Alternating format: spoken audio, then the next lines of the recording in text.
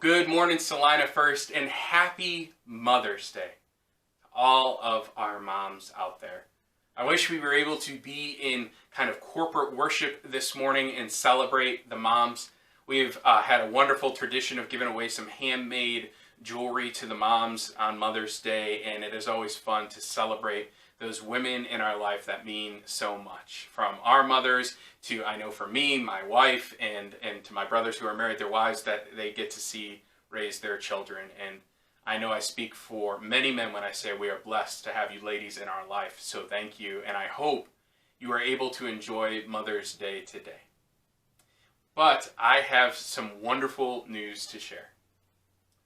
Your church council on Monday, May 4th, has determined that Sunday, May 24th, just a few weeks from today, will be the Sunday that we return to in-person corporate worship.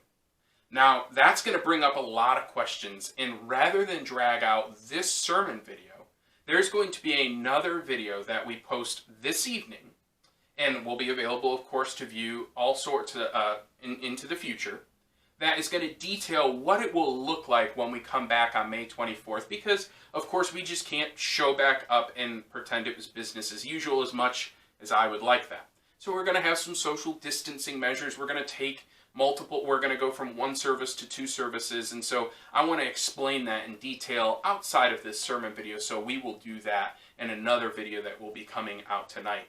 In addition, you should have received a letter. If you haven't gotten it yet, Postal Service, it'll get to you when it gets to you. If you don't get one, let us know. We can certainly send it to you. That gives some of the details as well as what returning May 24th will look like. But we are so very excited to return to in-person worship and praise Jesus with one another.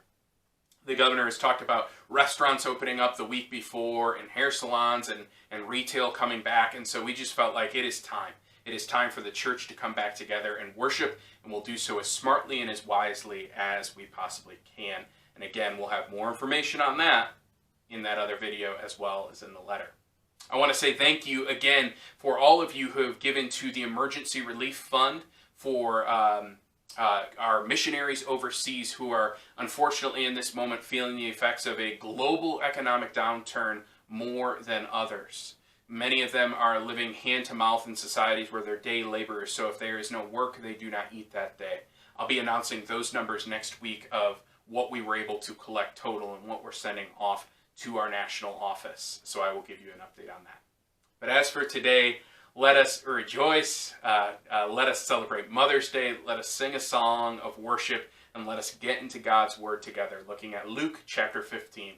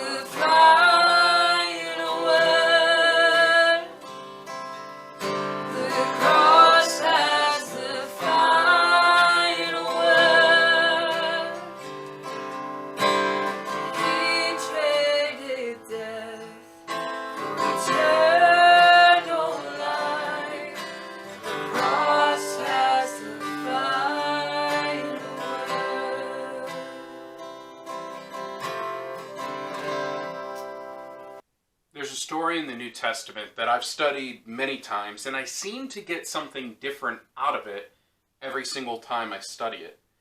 And as we have 2 weeks left at Digital Church, remember I announced that we'll be returning to in-person worship on May 24th, I thought it might be interesting to split up today, the 10th, and next week, the 17th, looking at one story, but that has two very different messages for maybe two different types of people.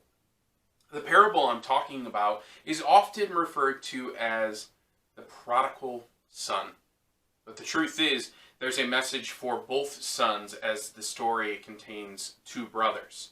So this week we're going to be in Luke chapter 15 verses 11 through 24.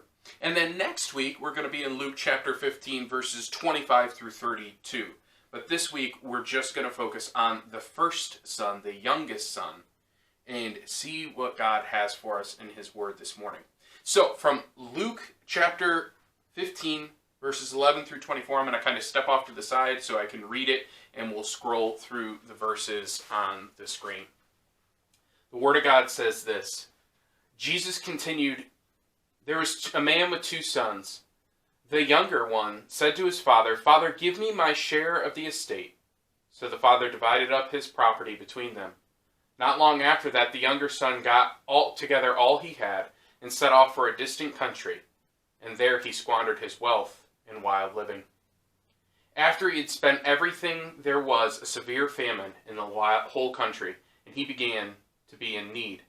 So he went and hired himself out to a citizen of that country, and who sent him into the fields to feed the pigs. He longed to fill his stomach with the pods that the pigs were eating, but no one would give him anything. When he came to his senses, he said, 'How many of my father's hired servants have food to spare, and here I am, starving to death? I'll set out and go back to my father and say, Father, I have sinned against heaven and against you. I am no longer worthy to be called your son. Make me like one of your hired.'" So that is the first part of our story. And one important point of context that it really needs to be driven home is, and we can kind of understand it in many ways today, how offensive the request from the son is to the father. He says essentially, I have no good for you or our relationship. I'd rather see you dead because at least then I could get what's coming to me in inheritance. And almost just as shocking as that statement would be for a father to make to their son, the father actually agrees and divides up a share of his property, gives it to his son, and his youngest son sets off to live the life he's dreamed of. Now, in this story, it's clear that Jesus is telling it to teach you and I, and the readers of the Word, about our relationship with God. God's relationship, father to son, or father to daughter. Which brings us to our first kind of moment of pausing today to ask a question. Why does the son leave his father? And if we want to personalize it, why do you and I leave the father? You can sense in this story that the younger son is longing to be off on his own. Perhaps his father had rules that the son hated obeying. Perhaps the boy wanted to see life beyond the father's property. Whatever his exact reasons, we can determine one thing clearly, can't we? Why did he leave? The son, or we, don't believe that life can be found if we stay. The son didn't believe that if he stayed, he could find a life that would make him happy, that he could find a life that would give him life. In the outside world, he believed, is what offered him something that would satisfy his soul. And so it's true for you and I, or those who have maybe grown up in the church, or maybe had a loose faith in God, but for one reason or another, journeyed away from God's family, journeyed away from a relationship with God. Ultimately, it's because we believe, maybe even you have believed, that there's more life out there. That life exists beyond a relationship with God. Because here's the truth of the Christian life. The Christian life is most often a humble one. One of service, one of fidelity to family, one of fidelity to church. It's simple obedience walked out over a lifetime in service to the King. The Christian life is one of sobriety, not in the alcohol sense necessarily, but of sober living, of avoiding the eccentricities of this world, avoiding the sinful trappings of this world. It's so easy to understand those who begin to question in this kind of sober life, this humble life. They begin to look around in the world and maybe they see people living differently. They see people not living by their Father's rules. And they start to wonder, I wonder if life really exists there. I wonder what kind of thrill doing that thing would get me. But they recognize as long as they live in their Father's house or live in a relationship with their Father, that kind of life is just out of their reach. So they decide to leave because the life the Father offers is truly no life to them at all. It's easy, I think, to understand when people start to think that I'll find more life in that first one-night stand. That's where I'll find life. Or I'll find joy in the end of this needle or at the bottom of this bottle. I'll find life in this party scene. The text says wild living. But maybe it's not so stark. I've had people tell me, Craig, I don't mind church, but it's my one day to sleep in. And so, I don't know, we don't make worship all that much. And what you're saying is, I find more life in sleeping in on Sunday than I do in relationship with God, or at least spending Sunday morning in God's house worshiping Him. That a couple more hours of sleep will give me more life than walking with the Lord. Whatever the reason for the Son or for us, we know that when we decide to leave the Father's house and relieve relationship with Him, it almost always ends the same way. Life ends up bottoming out, doesn't it? I find it interesting how often it takes rock bottom for people to return to God, just like it did with the Son. It says in the text that the Son comes to his senses when he's staring at the pig slop.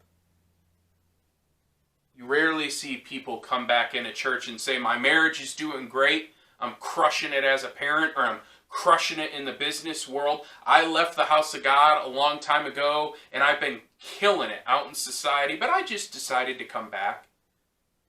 No, so often people return to the house of God broken and bruised and hurting and wondering, just like this, quote, prodigal son. He's staring down pig slop, and he has this bottoming out moment. He comes to his senses and thinks, man, my Father's servants eat better than I am eating. I need to return home, and I get that I won't be able to be a son anymore. I've burned that bridge with my dad, but maybe he'll at least let me be a servant. I'll work in the field, and I'll at least have a full belly. He has this thought, I know I won't be welcomed as a son or daughter, but at least maybe I won't starve to death, because he knows what he's done to the Father is incredibly hurtful. And the way he chose to live goes against probably everything his Father ever tried to teach him. But he's hit rock bottom.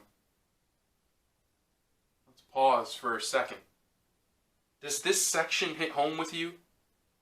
Are you someone who feels like you've left your Father and left his house? Maybe this sermon just wound up on your social media feed because that's the way social media is, and you don't even know if you consider yourself a Christian today, and you're just kind of wondering, what about? Maybe I did wander away from God's house. Maybe I did wander away from a relationship with God because maybe all along you thought that you couldn't receive life and find joy if you stayed in that kind of simple Christian life. Where are you today? Are you ready to come back home? Are you tired of looking for life out in the world? Are you tired of eating pig slop that this world is offering when you know true love and you know relationship with the Father? Well, then what if you could come home, would you? Because let's look at the Father's reaction as we continue on in the text this morning. Because how the Father responds might determine how you respond. So what does the Father do? It says, so while he got up, meaning the Son, and went to his Father, but while he was still a long way off, his Father saw him and was filled with compassion for him. He ran to his Son and threw his arms around him and kissed him. The Son said to the Father, Father, I've sinned against heaven and earth. I've sinned against you. I'm no longer worthy to be called your son. But the Father said to his servants, quick, bring the best robe and put it on him. Put the ring on his finger and sandals on his feet. Bring the fattened calf and kill it, and let's have a feast and celebrate. For this son of mine was dead and is alive again. He was lost and is found. So they began to celebrate.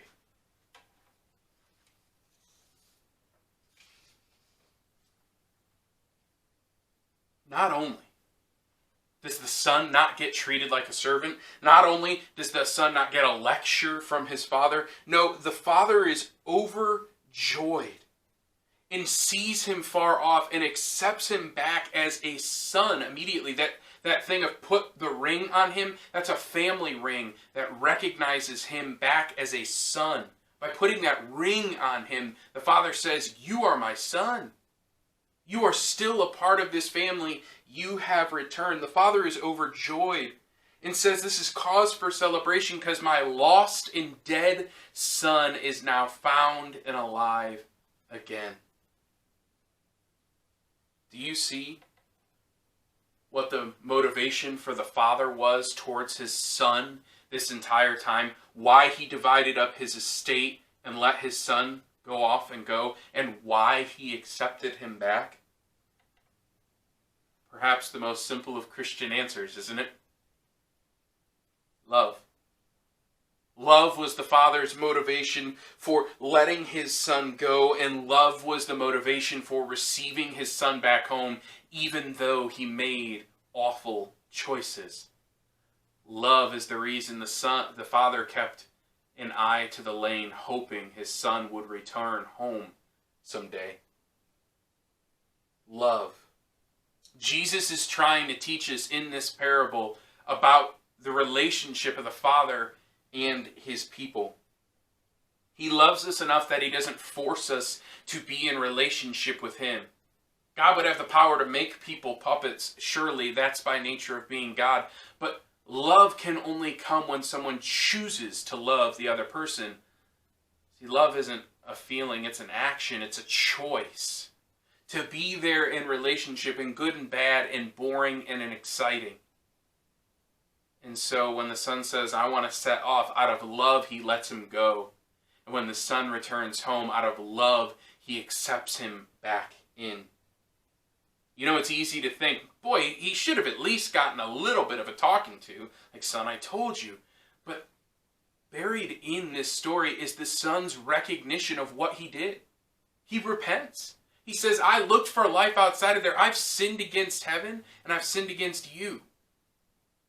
And in that confession, he doesn't need any more talking to because he's recognized the error of his ways. And so too it is for you if you're ready to come home.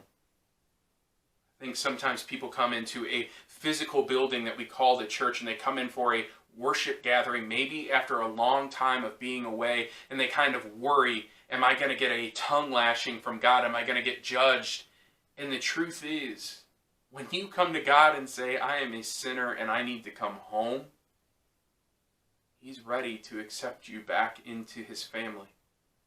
It doesn't make sense sometimes in an earthly context because you're like, I've lived wildly, I've done these things, I've gone way out of bounds. And yet the motivation is love. Church, maybe it's time for you to return home. I don't know who's been watching these videos over these past 9 weeks. Next week will be 10. I don't know who's been clipping in and watching these sermons, but I would imagine there are some of you who need to return home, who have looked for life far outside of God, who have looked to this world to see if they could find life and joy more abundantly than a humble Christian life of service. Some of you are realizing there's no life to be found out there. And what Jesus is saying is you can return home. I know some of you have this fear of like, maybe I could go back to church, but I'll always be on the JV squad for what I've done. God wouldn't welcome me back in with open arms, and I hope this story reminds you that yes, he will. The reason why Jesus told it is to remind us that yes, he will. Because his motivation is love, and he longs to live in relationship with you. You know, the thing I love about our church is we have so many folks who would relate with this prodigal son. They've gone and lived a life far from God for far too many years, they would say. But they finally bottomed out in one reason, one way or another. Maybe it was relationally, maybe it was financially, maybe it was their marriage fell apart, or kids, or just feeling that sense of loneliness, feeling like I've looked to life in all these places. I wonder if I go home to my Father's house, if I'll find life there. And here at Salina First, they've not only found life, they found family, and they found the love of their God waiting for them, saying, my son or daughter has returned. They were once dead and lost, now they're alive and found. What's keeping you from returning home? And it's not about a physical location. You don't have to wait till May 24th. If you feel that urging in your heart, tell God right now, I've sinned against heaven and earth. I want to be back in relationship with you and feel that love rush into your life, because that is all it takes to return home right now.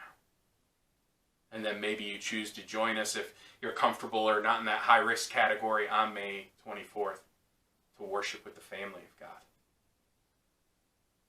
You know, there's another side. There's people in our church who were born and raised in church. They've never strayed far from God, and they don't really understand the story of the prodigal son, because they think, man, that guy is messed up. He spat on God's grace, and they've never wandered off the farm. They've never looked for life outside, and Jesus is going to address the other type. So maybe you didn't fully feel connected to today's story because it just doesn't match your testimony. I hope you tune in next week as we continue following the words of Jesus, because I think he has something to say to you too, if you've been the kind of person who stayed in God's house.